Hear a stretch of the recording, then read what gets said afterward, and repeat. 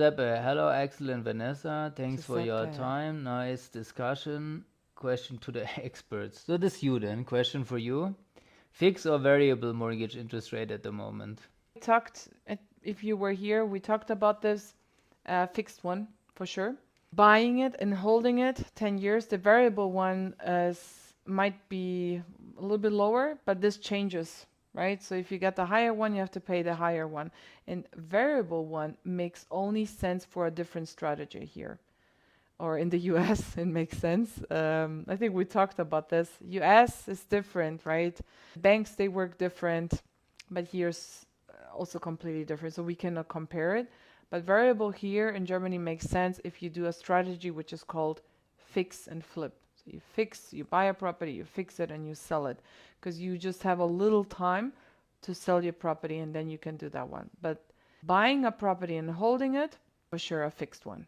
And again, in the 7th year, you can secure your lower interest rate for the 11th year. Why would anybody would want to have a variable mortgage? Because you think mortgage rates are going to go down in the future, right? It's basically a bet. You're betting basically with the bank that mortgage rates go down. So if you really think that mortgage rates are going to go down over the next couple of years or whatever, depending on your strategy, then you can also get a variable mortgage rate. I just don't think it depends, of course, on the exact interest rates what you're comparing, but I think in most cases it probably doesn't work. I would probably go for the fixed one. Yeah, me too. And again, tax deductible. Because you can make a little bit of money if interest rates go down to 3 or 2% or whatever, but you can also lose a lot if they go up. Absolutely.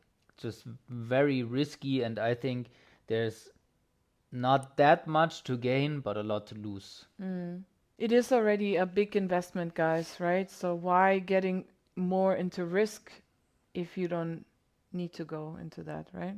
So